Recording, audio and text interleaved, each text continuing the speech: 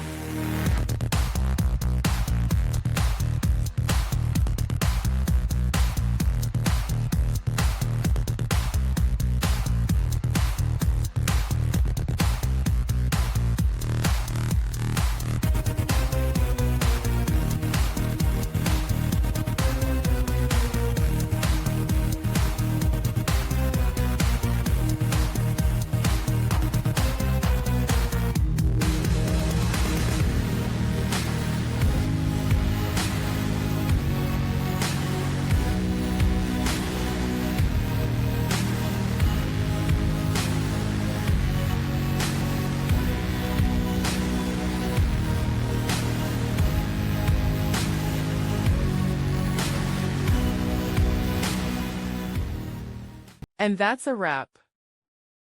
I hope you found the answer you were looking for. If you did, take a second to hit that subscribe button. It really helps out.